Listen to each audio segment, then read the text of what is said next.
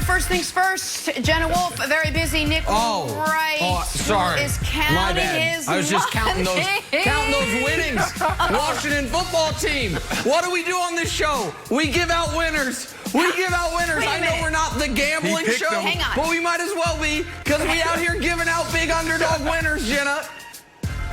Nick came up with that joke early this morning. Probably thought to himself, how much cash would make for a good joke? We have about $200 in singles there. How much was necessary for that joke that you needed to catch? Hold on. Oh, Hold you on, put Jenna. the big bills. Don't lie to America. Don't lie to America. This is the Washington football team coming through, bringing Daddy some money. Thank you very much. He sent me the ticket last night, Jenna. It's true. He sent me the ticket last night. It's true. The ticket. Yeah, buddy.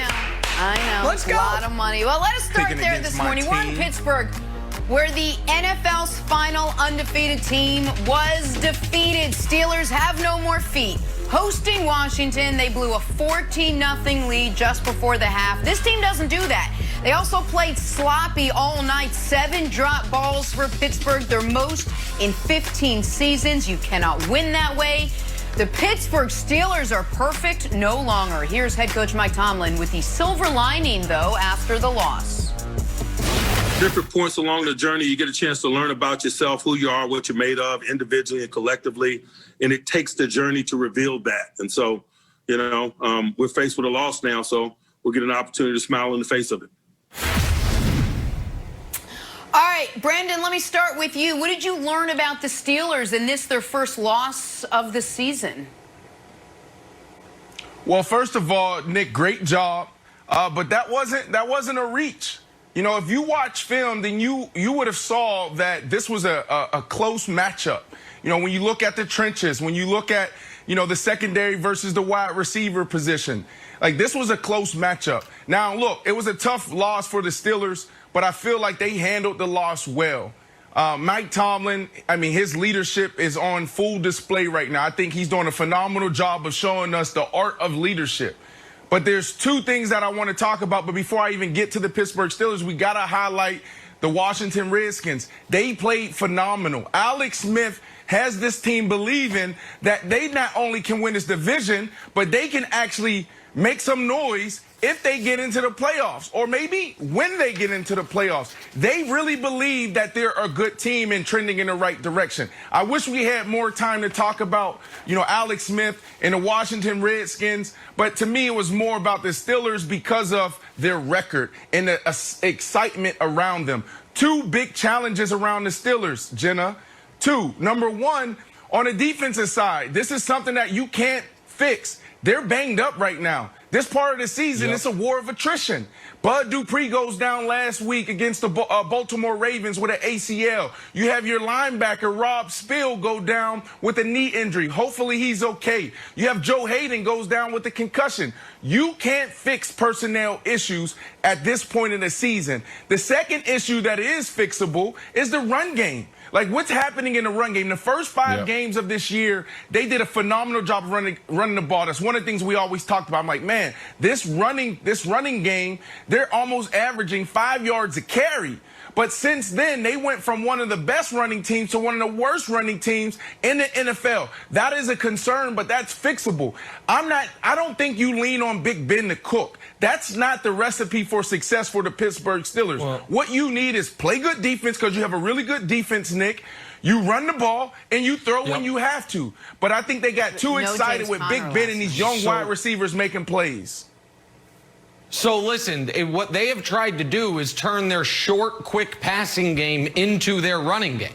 We've heard the term the pass game as an extension of the running game. For the Steelers, the passing game has replaced their running game, and their offense is way too predictable. They do 2 things on offense, and running the ball is neither one of them. They do quick, immediate passes and deep shots down the sideline. They're not taking intermediate shots in the middle of the field. Big Ben is either getting the ball out of his hands in 1.5 seconds, or he's holding on to it for a decent amount of time so he can take a shot to one of their star receivers down the sidelines. And once again, of course, the Steelers have the deepest, maybe best receiving core overall, or one of them, in the entire league. But, Brandon, to your point, The reason that I picked Washington to beat them is because this loss has been a long time coming.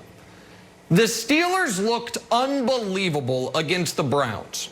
That was October 18th.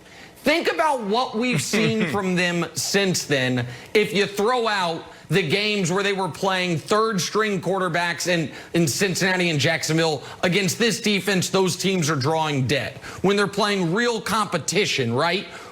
Tennessee, they looked really good for about 2.5 quarters. And then Tennessee scored 17 straight, almost stole that game. Baltimore has a chance to win the game the first time they play. Lamar passing into the end zone, despite Lamar having 4 turnovers, 1 pick six, and 1 near pick six. They were down 10 points going into the fourth quarter against Garrett Gilbert and the Cowboys. And then last week, RG3 fumbles on the opening drive, throws a pick six on the second drive, and the Ravens are still the COVID Ravens in that football game. Pittsburgh has not looked good since, let me rephrase it. Pittsburgh has not looked nearly as good as their record would suggest since October. Right. Yeah. So not only was this loss to me predictable, I don't think they're done losing unless they fix, Jenna, some major issues I feel they have on the offensive side of the ball. Well, we should just mention James Conner was out last night, and they didn't really get anything from Snell or from McFarland. But Steelers tight end, and that could be why Big Ben had to do so much. Steelers tight end Eric Ebron took to Twitter after the loss, saying, "This humbling game. I'm happy about this loss. The fire has been relit.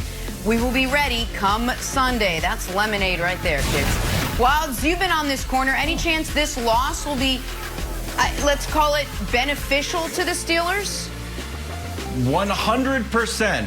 And I don't know why this take makes sense, but it does. I just believe there's too much of a good thing. You can have too much sleep. You can be too nice of a guy. You can be on vacation for too long. You can exercise too much. And I think you can win too many games. And you know, Nick, this is rooted in my deep-seated fear and frustration when the Patriots went 18-0 and lost. That's where it all stems from. I reckon it's traumatic for me. They started 12-0 obviously as well, and I wish that we got a loss. So I'm actually happy that the Steelers got a loss. But one caveat, Nick. Eric Ebron, after dropping the ball, you can't say this. You can't say it. Someone else has to say it. You can write a little note and hand it to somebody. And we can be like, hey, I actually think this is good for us to lose, but I can't say it. I dropped a bunch of balls. Like, so can you say it and kind of get it out there and kind of energize the team? But I dropped too many balls to actually say it, Nick. So 2 quick things on this, and then I want to see where Brandon stands on it. First of all, you referenced the 07 Pats. I would like to give a retroactive from 24 hours ago apology. Yesterday on the show, I tried to reference the 07 Pats, and to set it up, I was like, I'm going to put it in terms Wilds can understand, which when I rewatched the show, I was like, that really seemed mean. It's not what I meant. I just meant something because I know that season is so vivid to you. You have emblazoned on your memory, and so apologies there. Here's why I don't buy that this is good for the Steelers, Brandon.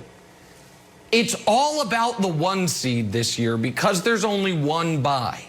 And while the Steelers are still the 1 seed because of the tiebreaker, if I'm right and they've got another loss potentially coming, then the margin for error is gone. And the Chiefs still have to go to New Orleans. So let's just say that, for sake of argument, the Chiefs lose that game. The Chiefs now can lose that game and still be alive for the 1 seed because the Steelers lost this game. And so I think that the wake-up call, Brandon, should have come when you almost lost to the Cowboys or to RG3 and what was left of the Ravens. You shouldn't have needed an actual loss where you were up 14-0 to the Washington football team in order to have the wake-up call. That would be my argument. Yeah, I mean, I agree, but let's jump into that locker room right now. I feel like Coach Tomlin is doing a phenomenal job, and I talked about it earlier, showing us the art of leadership. Because what we're supposed to do, and that's not just in sport, that's in life as well, is we're supposed to take it 1 day at a time, 1 week at a time. right? Like when you look too far into the future, that's where you lose. You start leaning too much on the past and you're living in the past too much, that's when you lose.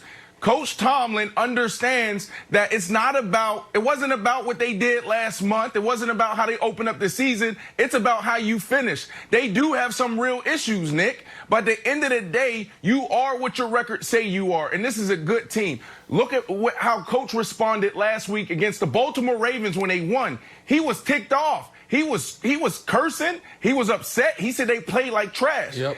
A lot of people are like, why would he do that? He just won the game. Because he understood that this time was coming. He was trying to prepare his team. He was trying to tell his team that we are not where we think we are. Now you fast forward to this week.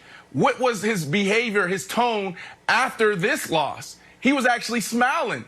Right? It was the total opposite because he doesn't want to go in that locker room telling those guys like the world is coming to an end because we lost one game. So I think this is all on Coach Tomlin. I think they get right where they want to be towards the end of the season. It's going to be tough when you look at the remaining of the schedule, but they can get it done.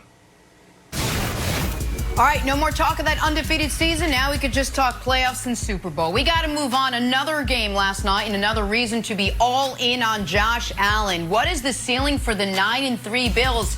9-3 Wilds. You like that record? We'll tell you guys why next.